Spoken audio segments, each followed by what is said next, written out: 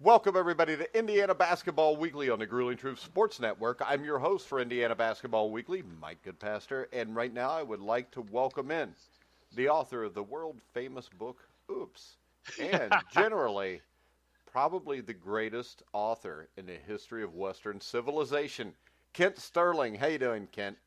You know what? I think you're exactly right. I'd like to echo your comments about my expertise in writing. I think they were right on the money. All right. Nobody can prove me wrong. So I'm in a good mood because we didn't lose.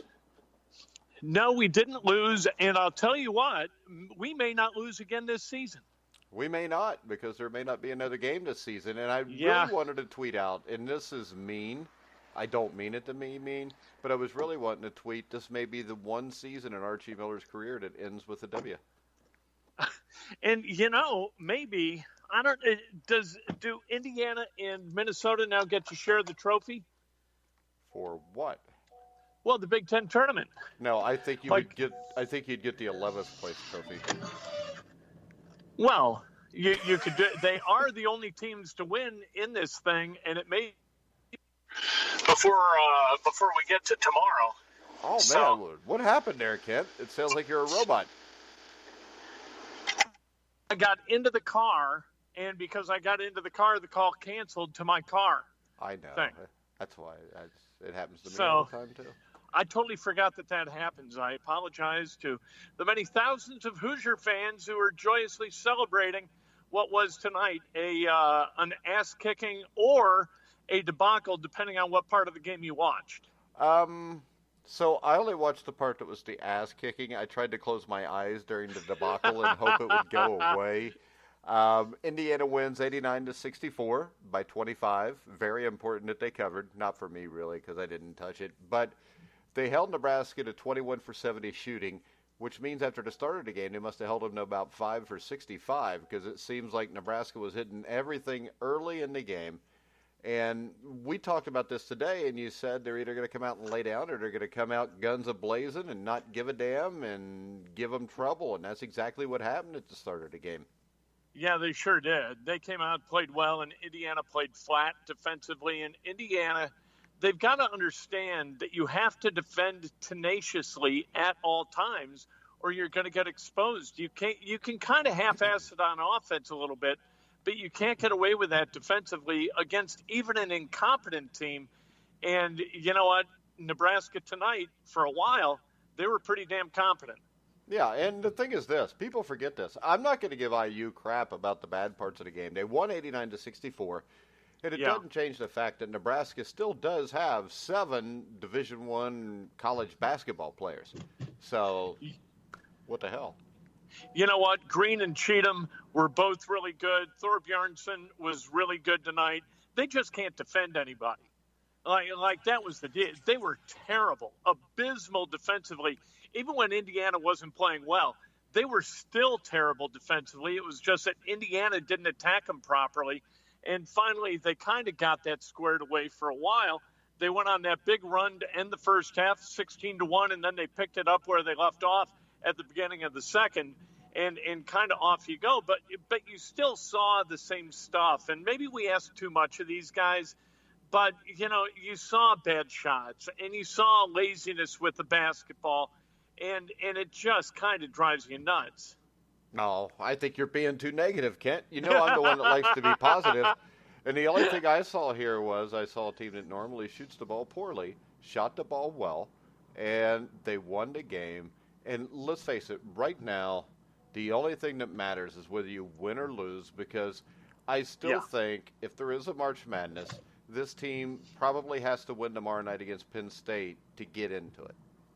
I think they're in already. I'll disagree with you there, but getting in tomorrow would certainly put them in. And we'll see if there are games tomorrow. But beating Penn State in an empty building, you would normally think that, because of the proximity to Bloomington and a bunch of Indiana grads and alums right here in Indianapolis, you would think that they would have an advantage. But I don't think Indiana's fared too well here in a long, long time when this thing's been held in Indianapolis. So I don't know whether not having fans, that might be an advantage for Indiana. Who I knows? think it might be considering it's Indiana because I think there would be a lot of pressure on this team tomorrow. Full house of people in red expecting to beat Penn State. So I think it could hurt, but I think as strange as it sounds, it may help more than anything else. It could. It's going to be different. And when you're not a terribly good team, sometimes different can be your best friend. And so let's see what happens and just hope that the game is still played. Fred Hoiberg evidently left the bench. We were sitting right behind the Nebraska bench. Was he sick? Because he looked sick during the game. He did look sick. And then with a couple of minutes left, Mike Lepresti, who's covered basketball for longer than either of us have been alive, turned to me and said, "Hey, where's Hoiberg?" And so I was sitting on the other side of me was Kravitz, and I was like, "Bob, where's Fred?" And we looked, we couldn't find him. And then a guy down the way said that he had gotten sick, according to the Big Ten Network, and left the bench. So where that winds up, who knows? I hope to God he's not another Rudy Gobert or somebody with this, whatever the hell it is, and to whatever, however severe it gets, let's hope that he's fine. Yeah, because I think definitely then you don't have a tournament at all. Right. Exactly. And see, that's what I think people are missing with suspending this. It only takes one. If you get into March Madness and you're playing the first round in Cleveland and one of those guys is sick and tests positive for it, doesn't that kind of kill the entire tournament right there? Yeah, and that's exactly what happened with the NBA. Rudy Gobert tested positive, and so they canceled the Jazz game immediately right before the tip. And now the NBA has suspended the season, not canceled the season, but suspended the season until further notice as they try to evaluate what they're supposed to do next. So it's all kind of up in the air, and it's sort of the story's coming together as the situation unravels, and that's never a good combination. Yeah, and like I said, when watching the game, there was multiple times. I didn't hear what they said at the end because I was getting this ready because you told me you were ready to go. But I even brought up to my wife because they showed him the one time sitting there with his head in his hands, and he looked like he was sweating profusely. Yeah, and I couldn't tell. Like, he was really agitated by the officiating in the first half.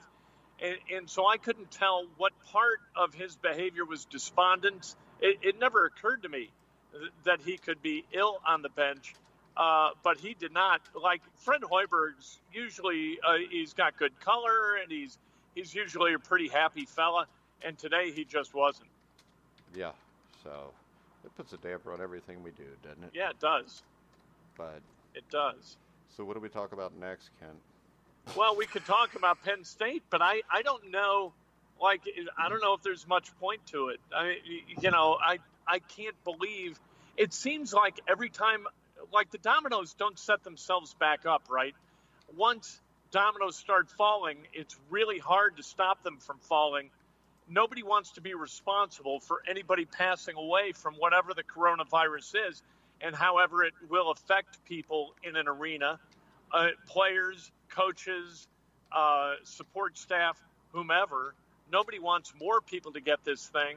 And the only way to make sure that you're not responsible, not you, Mike, but like the Big Ten or the NCAA. I was thinking, what the hell did I do? I was just sitting in my lazy boy, Ken. Or the NBA is to just stop everything and say, you know what, we're all done. And so and you can't, like with the NBA, they can massage things. And they could carry the NBA Finals into July, and that wouldn't bother anybody. Wouldn't bother the players, coaches, whomever. They can shift things. But for college basketball, you really can't do that as easily. You can't just move the Final Four a month forward to the first Saturday and Monday in May. That just doesn't work.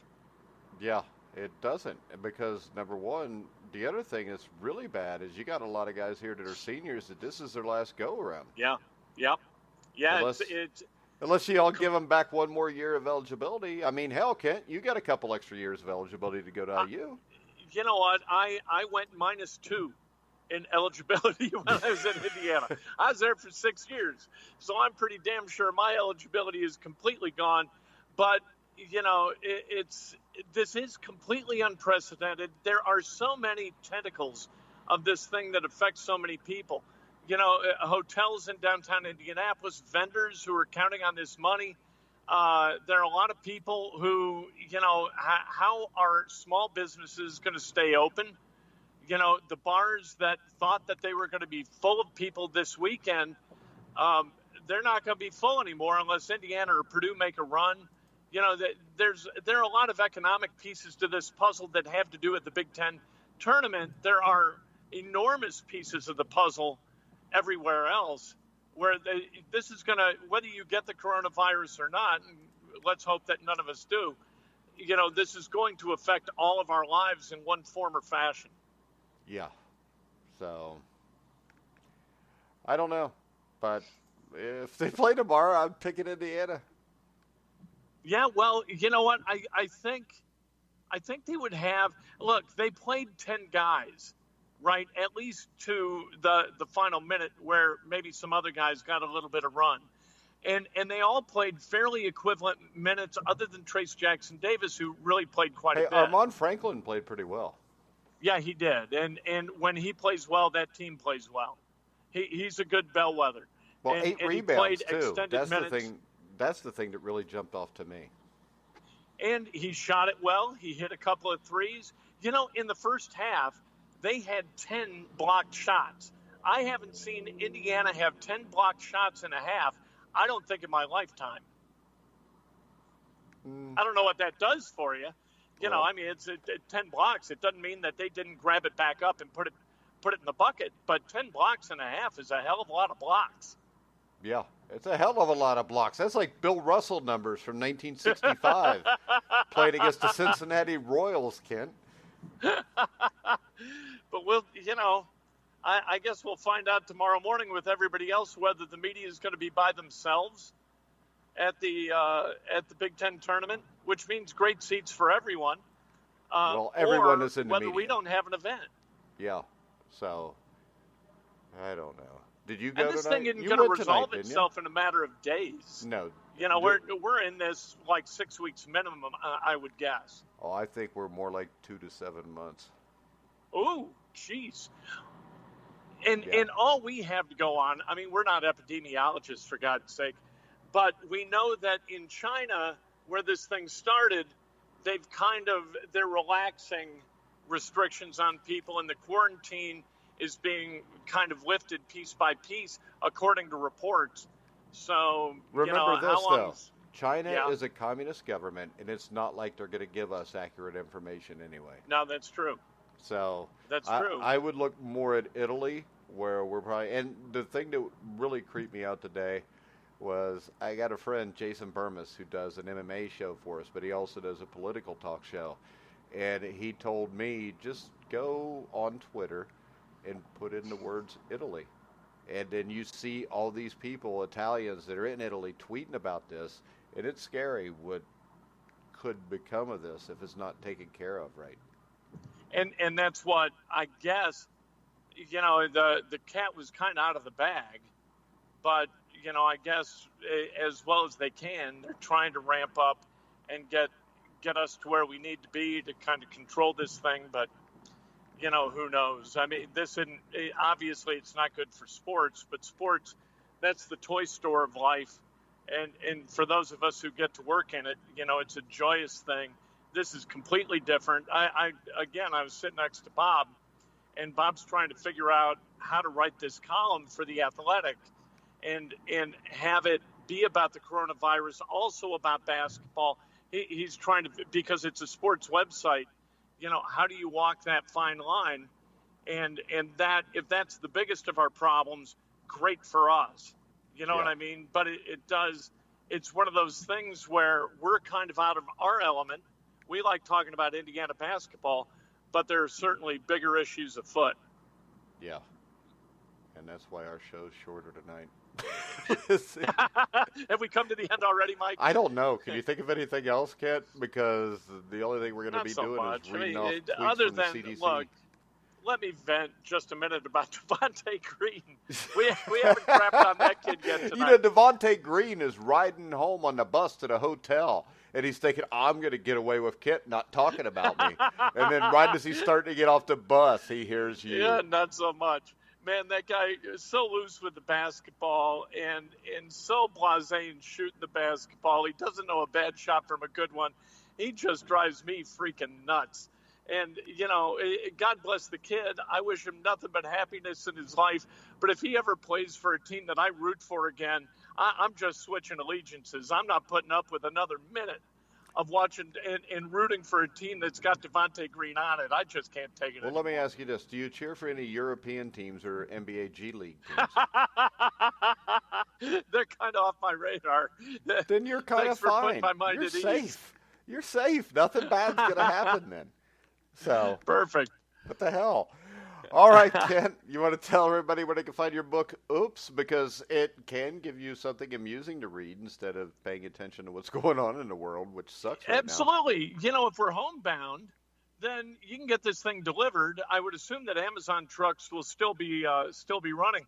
And so go to Amazon.com, of course, and search Oops and Kent, K-E-N-T, and up will pop this yellow and red garish book cover.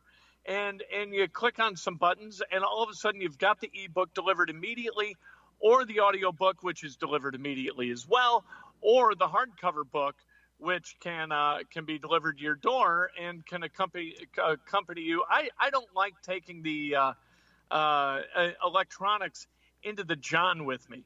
So the hardcover book, you take it to the John, and you read a chapter of Oops, and you feel better about yourself because I've made all these mistakes. Well, that you're lighter. I got to the point now where I go weigh myself in the morning. I wait until I've pooped. So once I've pooped, I'll weigh myself because I noticed it makes like a half a pound to maybe even up to 0.8 of a pound difference. 0.8 of a pound. Good Lord. See a physician. I know ever since I started eating healthy, Ken, I can fill up a toilet. And this show has gone to the toilet. So I don't know. Are we going to be back tomorrow night? Are we going to be back the day after tomorrow? Or what? Yeah, we may be doing a season wrap-up sooner than we ever thought.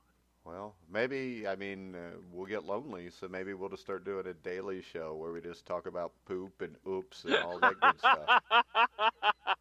Whatever keeps the needle bouncing, Mike. Maybe we'll simulate a World Series. We'll call it between like the 75 Reds and the 2016 Cubs. You know, I used to do that. This is how sad I was as a teen. I used to play dice basketball. I used to play dice baseball, APBA or something it was called. Oh, absolutely. APBA? Absolutely. Yeah. I was in a league here in Indianapolis with a bunch of news guys from WIBC. We'd get together on Sundays and play APBA, for sure. I thought you were going to say nerds, and then you said news guys. Well, yeah, I think, if you look up nerd in the dictionary, you see these guys. And if you look up in the thesaurus, nerds, it also comes up news guys. There you go. All right, Kent.